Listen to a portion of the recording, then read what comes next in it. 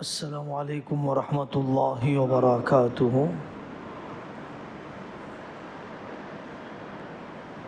نحمده ونصلی علی رسوله الکریم، اما بعد۔ اعوذ باللہ من الشیطان الرجیم، بسم اللہ الرحمن الرحیم۔ وَأَعِدُّوا لَهُم مَّا اسْتَطَعْتُم مِّن قُوَّةٍ۔ وقال رسول اللہ صلی اللہ علیہ وسلم: المؤمن القوی خیر من المؤمن الضعیف، او کما قال رسول اللہ صلی اللہ علیہ وسلم۔ میرے عزیزوں اور دینی بھائیوں، اسلام روح کو سنوارنے کے ساتھ آخرت کو بنانے کے ساتھ جسمانی صحت کے بارے میں بھی رہبری کرتا ہے۔ جسمانی صحت کے بہت سے پہلو ہیں۔ کن غذاؤں پر اسلام نے ابھارا، نیند کی کون سی مقدار کو چاہا، نفسیاتی اعتبار سے کون سی بیماریوں کا علاج کیا۔ اس مجلس میں جو ذکر کرنا ہے وہ ہے بدنی ورزش کے بارے میں۔ اسلام کیسے ابھارتا ہے، ترغیب دلاتا ہے۔ اس زمانے میں چونکہ غذائیں دواؤں سے تیار ہونے لگ گئی، گھر چھوٹے ہیں، بچوں کی تعداد کم ہے، بازاری کھانوں کی عادت ہے، سامان راحت بڑھ چکے ہیں، ایسیاں وغیرہ، اور مشینی ترقی نے فزیکل ایکٹیویٹی کو ختم کر دیا۔ چولہا جلانے کے لیے کوئی لکڑیاں لانا نہیں ہے، چیزیں پیسنے کے لیے کوئی اوکھلی چلانا نہیں ہے، پانی پینے کے لیے کسی گڑھے تک جانا نہیں ہے، کپڑے دھونے کے لیے کسی تالاب کا سفر نہیں ہے۔ اس وجہ سے اس زمانے میں بطور خاص بدنی ورزش کی اہمیت بڑھ گئی ہے۔ بیماریوں کی تعداد میں اضافہ ہے۔ ڈاکٹر حضرات کے پاس جاتے ہیں تو پہلے یہی کہا جاتا ہے لائف اسٹائل کو بدلیے، طرز زندگی کو بدلیے۔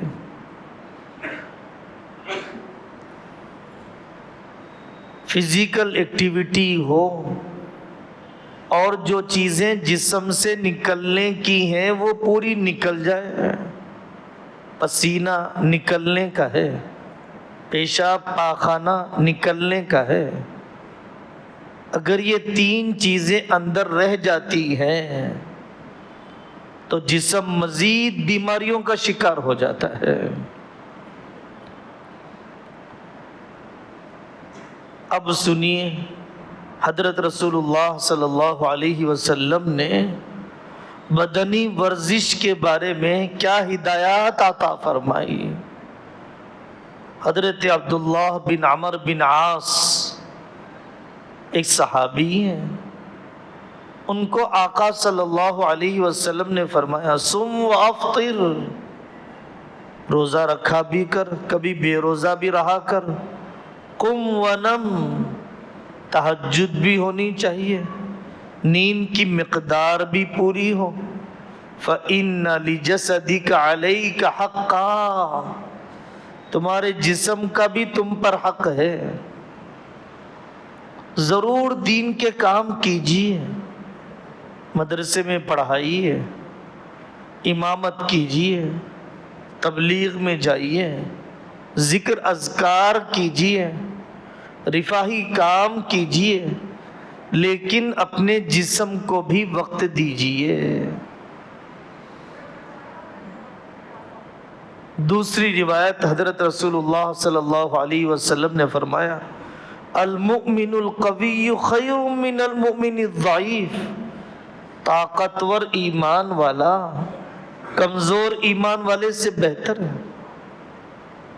کمزور جسم والا سست بھی ہوگا، ناکارہ بھی ہوگا، خدمت لے گا، وہ خدمت کیا کرے گا؟ بیمار جسم کے حوصلے بھی بیمار ہوتے ہیں عادتاً. بیمار مائیں بیمار نسل کے وجود میں آنے کا ذریعہ بنتی ہے، صحت مند ماں صحت مند نسل کا ذریعہ بنتی ہے. تجربہ ہے، فطرت کا اصول ہے.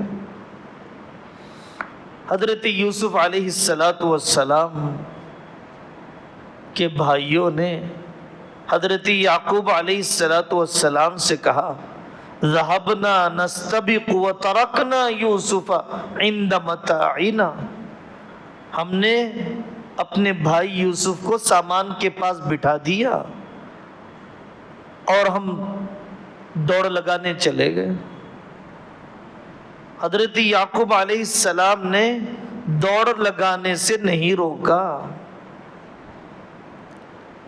یہ اصل ہے، دوڑ لگانا، واکنگ کرنا، اچھل کود کرنا، جاگنگ کرنا، اس کی بنیاد ہے قرآن میں. حضرت رسول اللہ صلی اللہ علیہ وسلم حضرت عباس کے خاندان کے 2 بچے تھے، عبداللہ اور عبید اللہ.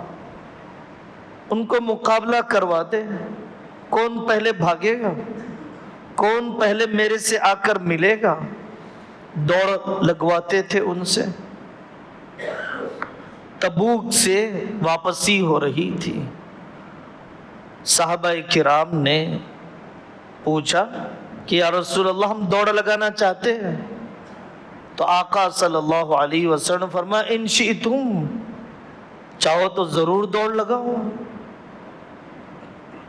اسی طرح حضرت سلمہ بن اکوع رضی اللہ عنہ صحابہ کرام میں وہ صحابی تھے جو بہت انتہائی تیز رفتار دوڑا کرتے تھے. پسند کیا گیا. ایک مرتبہ غزوہ ذی قرد میں انہوں نے دوسرے ساتھی سے دوڑ لگوائی. آقا صلی اللہ علیہ وسلم نے حضرت سلمہ بن اکوع آگے نکل گئے. بزرگی کا مطلب بیماری نہیں ہے. بزرگی کا مطلب یہ نہیں ہے کہ آدمی اگر ورزش کرے تو اس کے لیے عیب ہو. یہ تو سنت کا حصہ ہے. آقا صلی اللہ علیہ وسلم کا دوڑنا اتنا تھا کہ صحابہ پیچھے رہ جاتے آپ کے چلنے کی رفتار پر. حدیثوں میں ترغیب دلائی گئی نسلان دوڑو.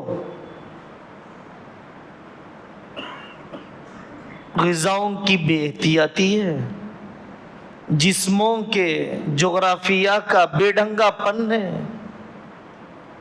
اور اس کے بعد آدمی ورزش بھی نہیں کرتا. حضرت آقا صلی اللہ علیہ وسلم کا سینہ اور پیٹ دونوں برابر تھے. اس بھونڈے پن کو آدمی بزرگی نہ سمجھے، اس کو کوئی کمال نہ سمجھے. سنت تو یہ ہے کہ سینہ اور پیٹ آدمی کا برابر ہو. جن کھیلوں کی ترغیب دلائی گئی ان کھیلوں میں سے ایک کھیل تیراکی کرنا ہے۔ حضرت آقا صلی اللہ علیہ وسلم نے فرمایا یہ 4 کام ہیں، یہ لغو نہیں ہے۔ تأدیب الرجل فرسہ، اپنے گھوڑے کو سدھانا،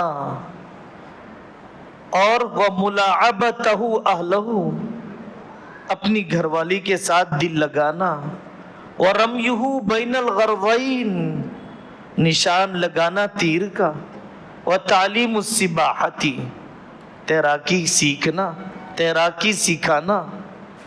پورا جسم استعمال ہوتا ہے، جسم کی ورزش ہوتی ہے۔ حضرت عمر رضی اللہ عنہ نے حضرت ابو عبیدہ کو خط لکھا، علموا غلمانکم العوم، اپنے بچوں کو تیراکی سکھاؤ، ومقاتلتکم الرمی، اور پھر تیر اندازی کے ذریعے سے مقابلہ کرنا۔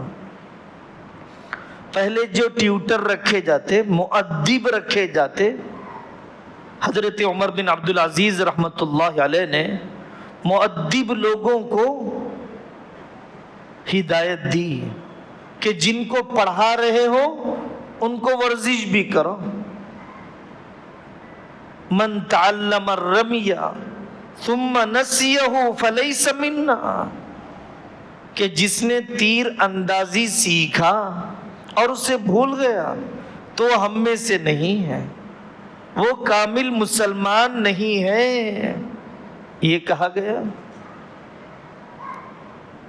دین کا پورا تصور سامنے ہونا چاہیے، چند اعمال آدمی کے سامنے نہ ہو۔ دین کا محدود تصور بہت نقصان دیتا ہے۔ ہماری عورتیں گھروں میں رہنے، فون کا استعمال، بہت زیادہ کوئی رشتہ دار بھی نہیں رہے گھروں میں، مہمان تو کبھی سال میں آ جاتے ہیں۔ دنیا کی بڑی بیماری ہے اوبیسٹی، فربہی، بوجھل جسم۔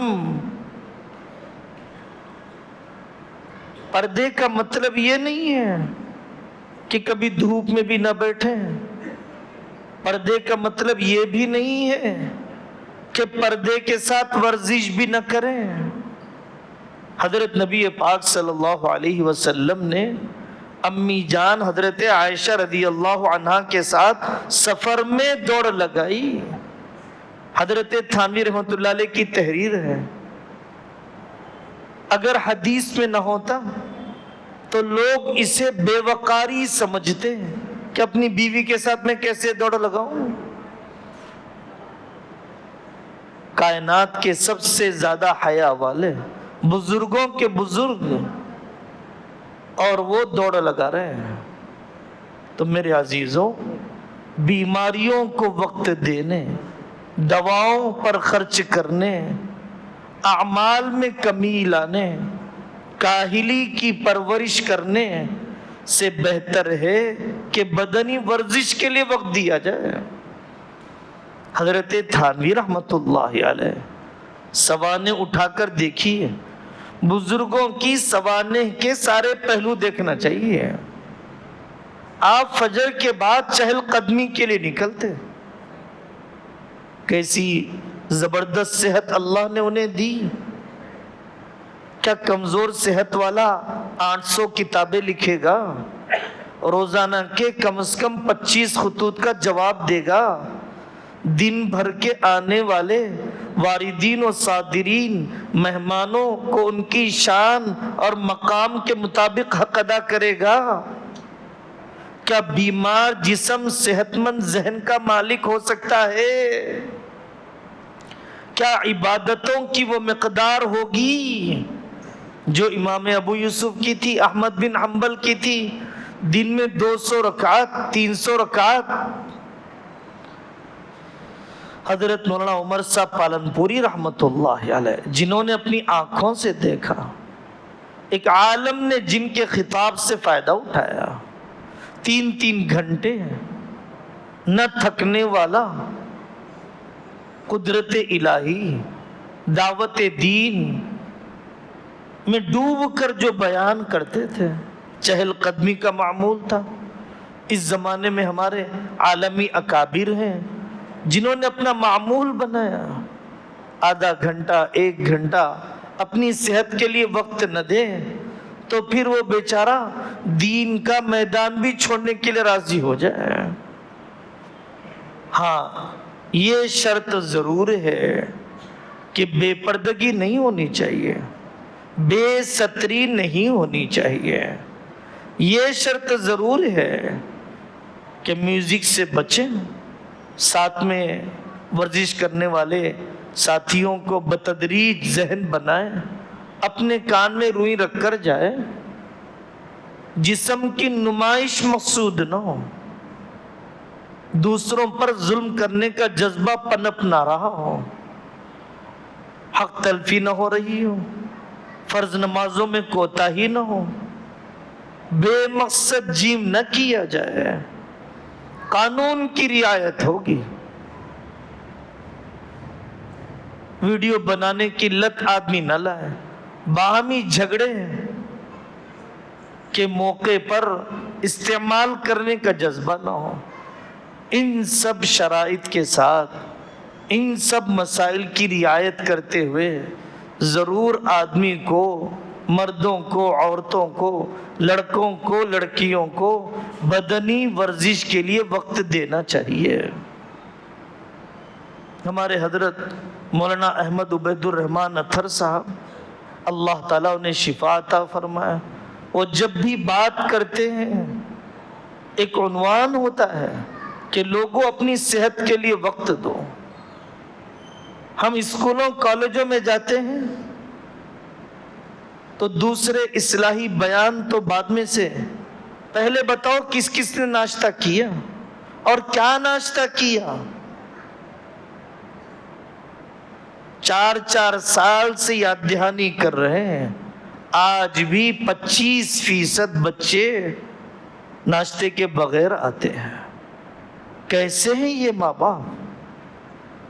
ڈاکٹر شوہر شکایت کرتا ہے کہ میری بیوی کے حاملہ ہونے، پریگننٹ ہونے میں یہی رکاوٹ ہے۔ ڈاکٹر صاحب نے کہا پہلے جنک فوڈ چھوڑو، پہلے بازاری کھانا چھوڑو، پھر میں علاج کروں گا اس لڑکی کا۔ بانجھ پن، جسم کا ضعف، یہ سب چیزیں پڑھنے کے زمانے سے پال لی گئی، سنبھال کے رکھا گیا۔ اب یہ نسل قوم کی خدمت، ملک کی خدمت کیا کرے گی؟